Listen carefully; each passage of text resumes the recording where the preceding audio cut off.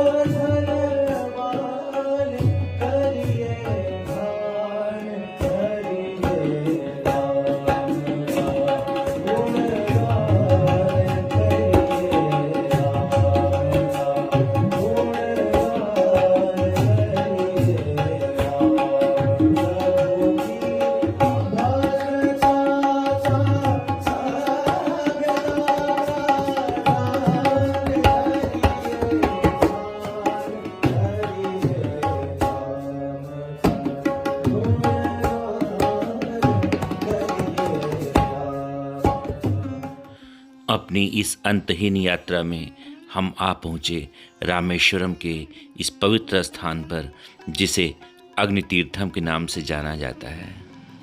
अग्नितीर्थम वो पवित्र स्थान है जहाँ भगवान राम ने स्नान किया था। जब वो रावण के वध के पश्चात इस स्थान पर आए थे तो ऋषि मुनियों के सलाह पर उन्होंने ब्रह्म हत्या के पाप को नष्ट करने के लिए, समाप्त करने के लिए इस स्थान पर स्नान किया था। किंवदंतियों के अनुसार माता सीता ने अग्नि परीक्षा शायद इसी स्थान पर दी थी, इसीलिए इसे अग्नि तीर्थम कहा जाता है। भगवान और उनके भक्तों के बीच संबंध शायद दो प्रकार के होते हैं। एक होता है विप्रलंब और दूसरा होता है संभोग। विप्रलंब भगवान और उनके भक्तों के बीच अलगाव की स्थिति है और संभोग कदाचित मिलन की ही स्थिति होती है। विप्रलंब भगवान के प्रति व्यक्ति के प्रेम को हमारे हृदय की गहराई में आश्रय प्रदान करता है और संभोग उस आनंद को बाहर लाता है। सच ही तो है, मिलन की प्रगाढ़ता का अनुभव बिछड़ने के बाद कितना बढ़ जाता है। भगवान प्रत्येक जीवित प्राणी के हृदय में परमात्मा के रूप में स्थित हैं। उपनिषद के अनुसार आत्मा और परमात्मा एक ही पेड़ पर बैठे दो पक्षियों की तरह हैं, जिसमें से एक पक्षी पेड़ के फलों का आनंद लेने की कोशिश में व्यस्त है और दूसरा पक्षी बस उसकी गतिविधियों को देख रहा है, देखे जा रहा है।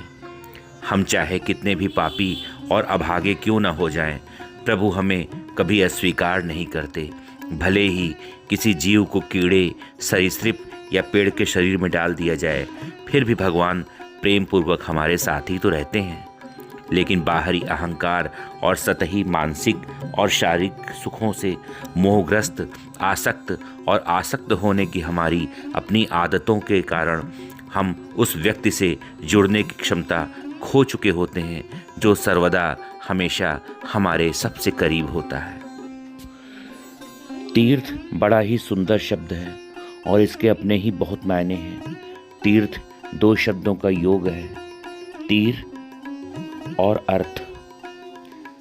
सबसे पहले शब्द जो तीर का यहाँ पर मतलब है किनारा, और अर्थ के बहुत सारे मतलब हैं, लेकिन यहाँ इसका मतलब है पार। साधारण बोलचाल की भाषा में तीर्थ का मतलब केवल धार्मिक स्थल से है और विशेषकर वे तीर्थ जो किसी नदी के किनारे होते हैं, किसी समुद्र के किनारे होते हैं।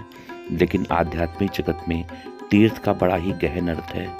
आध्यात्म में ये सारा अस्तित्व ही तीर्थ है, इसका कण कण तीर्थ है और हम सभी इस तीर्थ को ही जीते हैं, बल्कि हम ही तीर्थ हैं। हमारे ऋषि मुनियों ने, विशेषकर आदिशंकर ने हमारे देश भारत को एक जागृत तीर्थ माना था और हमारे भारत की भौगोलिक संरचना भी कुछ इस तरह की है कि मानो एक जीवित व्यक्ति हो। जिस तरह से हमारे शरीर में दो लार ग्रंथि सतत बहती रहती हैं, उसी प्रकार गंगा और यमुना जैसी नदियां हमारे भारत की भूमि में बहती हैं। इसी तरह से अन्य नदियां भी हमारे भारत की जीवनदायिनी हैं। लेकिन यदि मैं गंगा की बात करूं तो गंगा ही इस देश का जीवन है। पर क्योंकि मानवीय स्वार्थ ने आज गंगा को जिस हालत में लाकर छोड़ दिया है, वो क्षमा योग्य बिल्कुल भी नहीं है। क्या आपने कभी जाना है कि गंगा इतनी पवित्र और पावन क्यों थी? क्योंकि हमारे भारत का जीवन इसी गंगा में समाया हुआ था, जिसमें जीवन था। गंगा के पानी पानी नहीं है, बल्कि इस अस्तित्व द्वारा छोड़ा जाने वाला अमृत रस इसी गंगा में था, जिसमें जीवन था। गंगा के पानी को रसायन कहा गया है। जिस तरह यदि हम अपने भोजन में मांस या अन्य भारी पदार्थ खाते हैं और हमारे लार के साथ वो भोजन हमारे पेट में वो भोजन पच जाता है, उसी तरह आप गंगा के पानी में कुछ भी डाल दीजिए, वो गल जाएगा, समाप्त हो जाएगा। इसलिए पूर्व काल में हम मरे हुए व्यक्ति को या उसकी हड्डियों को गंगा में प्रवाहित करते थे ताकि वो पूरी तरह से अस्तित्व में विहीन हो जाए, अस्तित्व में विलीन हो जाए। लेकिन कालांतर में गंगा में पानी ही नहीं रहा और उसे हमने एक गंदा नाला बना दिया और गंगा के तीर्थ अब तीर्थ न रहे बल्कि व्यावसायिकता के अड्डे बन गए हैं, जो गंगा को बर्बाद करने में कोई कसर नहीं छोड़ रहे हैं। बल्कि यूँ कहें कि देश की सारी नदियों को हमने अपने निजी स्वार्थ के चलते बर्बाद कर डाला है। गौरतलब ये भी है कि देश की सरकारें भी गंगा और अन्य नदियों के प्रति उदासीन बनी हुई हैं। उनके गंगा को साफ करने के प्रोजेक्ट केवल घोषणाओं तक ही सीमित हैं और हम जो गंगा को अपनी माँ मानते हैं उसके प्रति सजग और दायित्व का निर्वहन नहीं कर रहे हैं।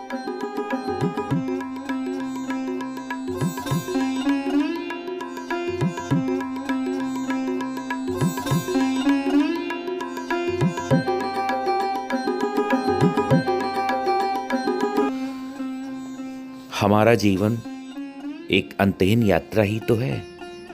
ये एक रास्ते की तरह है जो दूरी में अनंत रूप से फैला हुआ है। ध्यान का अभ्यास उस सड़क पर जाने के लिए आपको, हम सबको एक वाहन प्रदान करता है। हमारी यात्रा में लगातार उतार चढ़ाव होता है, तमाम झटके आते हैं, तमाम गड्ढे आते हैं। यदि जीवन की यात्रा अंतहीन है तो इसका लक्ष्य क्या होगा? इसका उत्तर है, ये हर जगह है। हम एक महल में हैं जिसका कोई अंत नहीं है, लेकिन हम जहाँ तक पहुँचे हैं इसे तलाश कर पहुँचे हैं, और इसके साथ हमारे संबंधों को हम और अधिक विस्तारित करके इसे और से अधिक खोज का प्रयास कर रहे हैं। चीज़ें गलत हो सकती हैं, हो जाती हैं, और फिर ठीक भी स्वतः हो जाती हैं। जीवन बीत जाता है, हृदय तमाम आवश्यकताओं की पूर्ति न होने के कारण टूट जाते हैं। यही कारण है कि जीवन इतना वास्तविक है कि लोग आते हैं और चले जाते हैं। हर दिन आप प्रगति कर सकते हैं, आपका हर कदम मंजिल की ओर बढ़ता है, फिर भी आपके सामने एक लंबा अंतहीन मार्ग पड़ा है जिस पर आपको हमेशा चलते रहना है। आप जानते हैं कि आपकी इस यात्रा का कब और कहाँ अंत होगा, लेकिन इस बात से आप हतोत्साहित नहीं होते, बल्कि आप दिन प्रतिदिन दूने उत्साह से इस अंतहीन यात्रा पर निकलते रहते हैं। जीवन हमें दुख देता है, जीवन हमें दर्द देता है, लेकिन अगर एक बार हम इससे पार निकल गए तो जीवन हमें खुशियों के खजाने से भी भर देता है।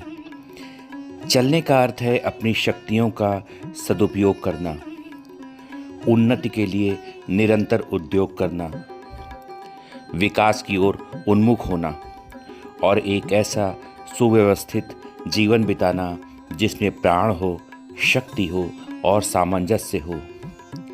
यह विकास सत्य का विकास हो, यह राह ज्ञान की राह हो, तो निश्चयपूर्वक कहा जा सकता है कि हमारे पांव ठीक दिशा की ओर बढ़ रहे हैं। हम जो भी दिशा चुनते हैं हमेशा सबक के रूप में, हमारी दैनिक चुनौतियां हमारे पास हों और हमारे में सकारात्मक रुख का क्रियान्वयन जीवन को आनंदित करता है। मानव जीवन की इस महत्ता पर हम वर्तमान साधनों का उपयोग अंतर्दर्शन या आत्मज्ञान प्राप्ति के लिए करें। उद्देश्य का मार्ग बहुधा किसी विशिष्ट दिशा की ओर होता है। प्रकृति जिस ओर ले जाना चाहे हम उधर चलते रहें, तो इन प्राप्त शक्तियों की सार्थकता कहाँ रही? जैसा जीवन दूसरे प्राणी जीते हैं वैसा ही हम भी जिएं, तो विचारशीलता का महत्व क्या रहा? हम आपको ले चलते हैं अग्नितीर्थम में समुद्र की एक छोटी सी यात्रा पर। इस जेटी से इसका प्रति व्यक्ति का किराया 100 रुपये है। ये देखिए टिकट 100 रुपये किराया है। मैं और मेरे मित्र वीरेंद्र जी इस समुद्र की यात्रा को करने के लिए लालायित थे और सोचा कि क्यों ना अग्नितीर्थम आए हैं तो यहाँ पर इसका भी आनंद उठाया जाए। हम लोगों ने सुरक्षा जैकेट लिया और चल पड़े उस खूबसूरत यात्रा पर। समुद्र का नज़ारा देखते ही बनता है। अब सवाल ये उठता है कि तीर्थ स्थान का हमारे जीवन में क्या महत्व है। तो मेरे विचार से तीर्थ यात्रा कोई विजय पाने के लिए नहीं है, बस ये तो एक आत्मसमर्पण करने के लिए है। ये वो तरीका है जिसमें आप सामान्य सांसारिक बातों से दूर जाते हैं, लेकिन आप अपने उद्देश्य से भटक नहीं पाते। तो ये अपने आप को समाप्त करने का, अपने स्वयं को मिटाने का तरीका है। ये उन सभी बातों को नष्ट करने की प्रक्रिया है जो सीमित है और विवशता भरी है। इस तरीके से आप चेतना की असीमित अवस्था में आते हैं।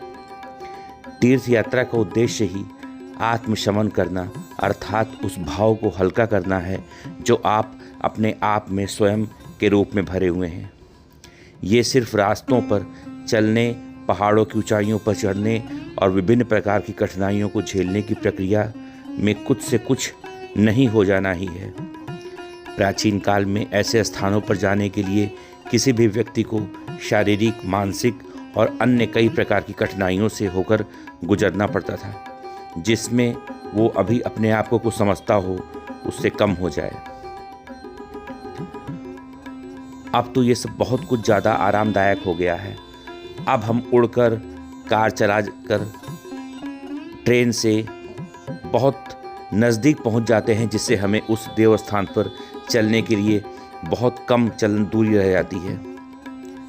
शारीरिक रूप से 1000 वर्ष पहले मनुष्य जैसे होते थे, उनकी तुलना में आज हम बहुत ही एक कमज़ोर मनुष्य के समान हैं, क्योंकि हम ये जानते ही नहीं हैं कि अपनी खुशहाली के लिए मिले हुए आरामदायक साधनों तथा अन्य सुविधाओं का उपयोग कैसे करें। हमने उनका उपयोग अपने आप को ज़्यादा कमज़ोर करने के लिए ही तो किया है, जिसके कारण अपने आप के साथ ही हमें ज़्यादा कठिनाई होती है और हम उन परिस्थितियों के साथ भी जिनमें हम रहते हैं। अतः हम प्राचीन समाजों के लिए तीर्थ यात्राओं के विचार की जो सार्थकता थी, उसकी तुलना में आधुनिक समाजों के लिए वो और भी ज़्यादा हो गई है। कठिनाइयाँ आवश्यक नहीं हैं, परंतु अधिकतर लोग अपने आप को मिटाने के लिए तैयार नहीं होते, अतः उन्हें थकाना जरूरी हो जाता है। ये दुर्भाग्य है कि अधिकतर मनुष्यों का आराम की अवस्था में कोई विकास नहीं होता। तीर्थ स्थान हम सभी जाते हैं, पर तीर्थ का क्या अर्थ है? तीर्थ संस्कृत शब्द है, इसका अर्थ है पाप से तारने या पार उतारने वाला। तीर्थ का अभिप्राय है पुण्य स्थान, अर्थात जो अपने में पुनीत हो, पवित्र हो और अपने यहाँ आने वालों में भी पवित्रता का संचार कर सके। संसार में मानव के जीवन के 4 प्रमुख लक्ष्य माने गए हैं, जिसको पूर्ण करने हेतु मनुष्य का पृथ्वी पर जन्म हुआ है। वे हैं धर्म, अर्थ, काम और मोक्ष। तीर्थ उस नदी, सरोवर, मंदिर या भूमि को कहा जाता है जहाँ ऐसी दिव्य शक्तियाँ हैं कि उनके संपर्क में जाने से मनुष्य के अज्ञात ज्ञात पाप नष्ट हो जाते हैं। तीर्थ 9 प्रकार के माने गए हैं। 3 प्रकार के तीर्थ ऐसे होते हैं जो अपने स्थान के लिए सदा स्थित हैं और मनुष्य खुद चलकर उनके पास जाता है। हमारे मन में ये सवाल अक्सर उठा करता है, क्या बीते हुए कल की तीर्थ यात्रा और आज का धार्मिक पर्यटन क्या दोनों एक ही बात है? तीर्थ यात्रा का तात्पर्य धार्मिक उद्देश्यों के लिए की गई यात्राओं से है, जैसे पवित्र स्थलों का दौरा करना, धार्मिक समारोहों में भाग लेना या आध्यात्मिक अनुभव प्राप्त करना होता है। एक तीर्थ स्थान की सकारात्मक शक्ति वहाँ की प्राकृतिक सुंदरता को आत्मसात करना भी इस अनुभव को शक्ति देता है। इसमें धार्मिक गतिविधियों का पता लगाने और उनमें शामिल होने के लिए विभिन्न धार्मिक स्थलों की यात्रा करने वाले लोग शामिल हैं। वे यात्रा में अपने प्रभु से जुड़ने और उनकी उपस्थिति से जुड़ने का प्रयास करते हैं।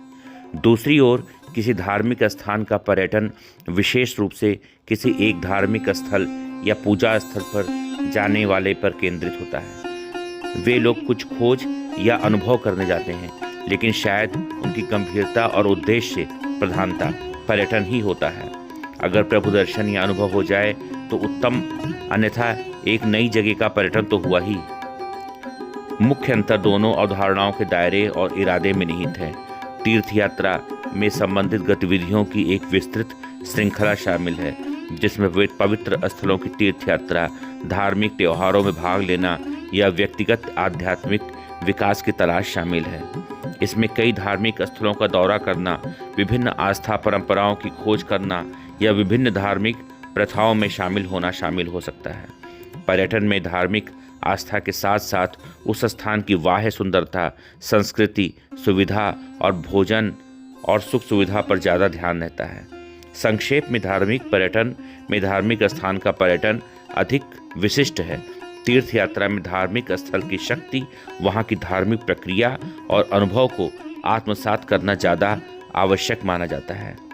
तीर्थ यात्रा मुख्यतः एक आंतरिक अनुभव अधिक है और धार्मिक पर्यटन में बाह्य दुनिया और उस स्थान का सांसारिक अनुभव ही महत्व रखता है।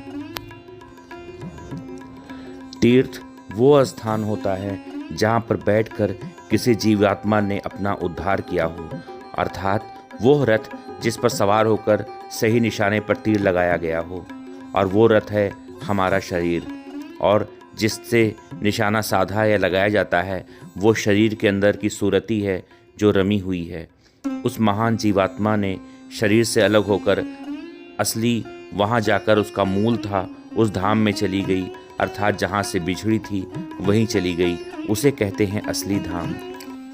विचार श्रेष्ठ हूँ एवं कल्पनाएं सुखद हूँ, तो भी ऊर्जा न होने से भी ये पंख विहीन होकर फड़फड़ाने लगता है एवं अपने इर्द गिर्द घूमता रहता है। ऊर्जा ही है जो इसे अपने सीमित भावनाओं में से निकालकर अनंत आसमान की ओर उछाल देती है। फिर वहाँ से विचार अपने समधर्मी विचारों के संग मिलकर पुष्ट होते हैं, बलशाली होते हैं एवं इन सकारात्मक विचारों का सघन बादल बन जाते हैं। हम सब कुछ हासिल करने के लिए कुछ ना कुछ कर रहे हैं। कोई डिग्री ले रहा है, दूसरी नौकरी पाने के लिए दौड़ रहा है, किसी को पदोन्नति पाने की इच्छा है, कोई साहित्य लिख रहा है, कोई राजनीति कर रहा है। लेकिन वांछित चीज़ों को प्राप्त करने से पहले क्या हमने पहले कभी सोचा है कि इस प्राप्ति का वास्तविक परिणाम क्या होगा? तो इसका उत्तर एक ही है, लालच। हमारी महत्वाकांक्षा, हम सभी को वांछित चीज़ें प्राप्त करने का लालच है। बल्कि कुछ समय के लिए हमारे दिल की इच्छा संतुष्ट अवश्य हो जाती है, लेकिन मन हमेशा और अधिक मांगता है। अधिक पाने की चाह हमेशा हमारे मन में मौजूद होती है और मन व दिल के बीच लड़ाई जारी रहती है। हम सभी आत्मा हैं, ईश्वर की चेतना का है एक विकसित दैवीय रूप। हमारा जीवन धरती पर ईश्वर का उपहार है। हमारे विचार और अनुभव इस धरती पर जीवन के प्रति और ईश्वर के प्रति हमारी समझ को बढ़ाते हैं।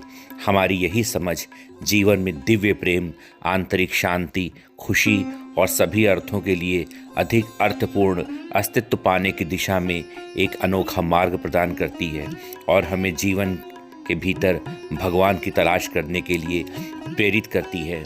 और इसी तलाश में हम अनेक तीर्थ यात्राओं का भ्रमण करते हैं और प्रभु दर्शन पाने को लालायित हो उठते हैं।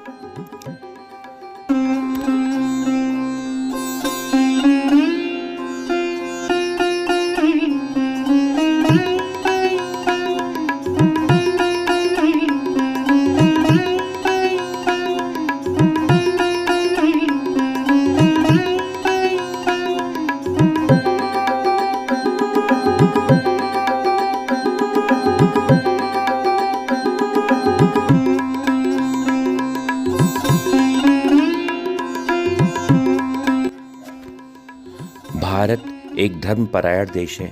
भारत का धर्म और समाज, शिक्षा और सभ्यता, आचारानुष्ठान सभी कुछ ऋषियों द्वारा उपलब्ध सत्य की नींव पर खड़े हैं। हमारे सभी तीर्थ स्थान ऋषियों और सिद्धों की साधना भूमि रहे हैं। ये स्थान महान आध्यात्मिक तथा तपः शक्ति के अक्षय केंद्र हैं। यही कारण है कि भारत के तीर्थ स्थानों के साथ सभी भारतीयों का अटूट संबंध है तथा इस संबंध को तोड़ने की हिम्मत किसी में नहीं है। एक ओर इन तीर्थों तथा सिद्धपीठों से भारतीय नर नारियों का संबंध तोड़ना कठिन है, उसी प्रकार संबंध टूटने पर भारत का पतन निश्चित रूप से हो जाएगा। भारत की भाव लीला में यवनिका गिर जाएगी। इसलिए हम आज भी देखते हैं कि पाश्चात्य शिक्षा सभ्यता का कालकूट आकंठ पीने, विजातीय आदर्श विलासिता में मोहाच्छन्न होने पर भी भारत के नर नारी नित्य सांसारिक झंझटों में परेशान रहते हुए शांति और पवित्रता की तलाश में इस लालसा में तीर्थ स्थानों की ओर बड़े उत्साह से दौड़ पड़ते हैं। अपने सामर्थ्यहीन जीवन में नवीन मृत संजीवन लाने के लिए उनका आना यही सिद्ध करता है। वो दिन आ रहा है जब ये सत्य प्रमाणित होगा, समग्र संसार प्रत्येक युग में भारत के हृदय से निर्झरित आध्यात्मिक पीयूष धारा से अभिसिंचित होकर अमृतत्व तथा शांति का आस्वाद पाता आया है।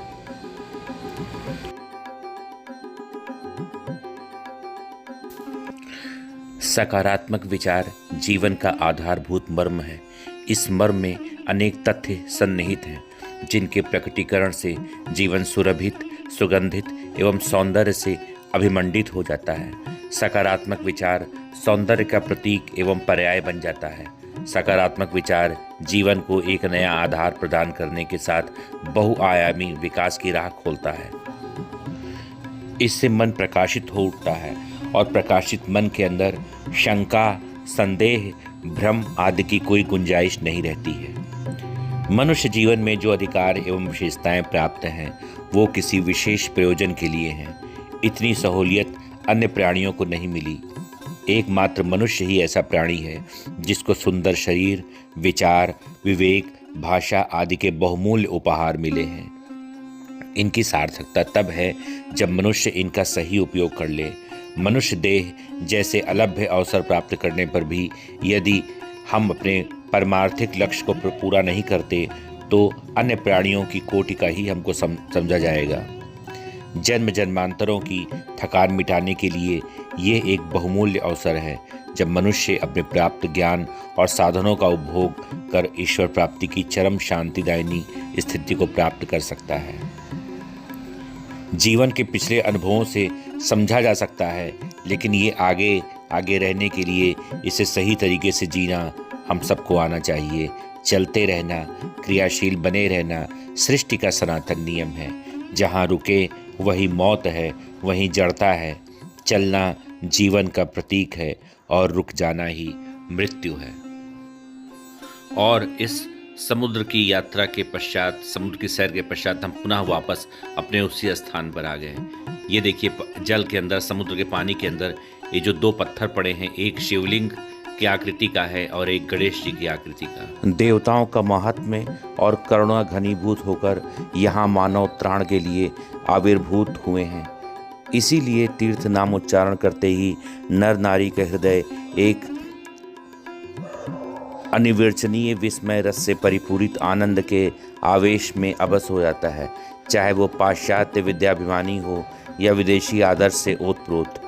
इन तीर्थ स्थानों में जो व्यक्ति व्रत रखकर एकाग्र चित्त से 3 रात गुजार देता है, देवता की पूजा जब प्रार्थना करता है, वो निश्चित रूप से अतीन्द्रिय भाव के स्पर्श उन्नत तथा शांति के अधिकारी हो जाता है। देवगण भी तीर्थ के महात्म्य को देखकर कृतार्थ होते हैं। लेकिन काल के प्रभाव से सभी में परिवर्तन आया है। काल के प्रभाव से पुण्य भूमि भारत के तीर्थों का पहले की भांति अब वैसा तप प्रभाव और पवित्रता नहीं बची है। विभिन्न कारणों से असंख्य पाप ताप व्यभिचारियों ने प्रवेश ले लिया है, जिससे तीर्थ स्थानों की महिमा मलिन हो गई है। जिन तीर्थ स्थानों में लोग शांति और पवित्रता की लालसा में व्यग्र होकर जाते हैं, आज उनके बदले तीव्र वितृष्णा और अश्रद्धा लेकर लौटते हैं। सदियों से भारत के धर्म क्षेत्र में ऐसे किसी आध्यात्मिक शक्ति संपन्न धर्म संस्थापक महापुरुष का आविर्भाव न होने के कारण ही आज तीर्थ स्थानों की ये दुर्दशा हुई है। आदर्श भ्रष्ट जाति अबाध रूप से अनाचार, कदाचार, व्यभिचार कर तीर्थों को कलुष बनाते आ रहे हैं। सिंहस्थ में संतों की इस पावन भूमि को गलत लोगों से बचाना जरूरी है। धन्यवाद।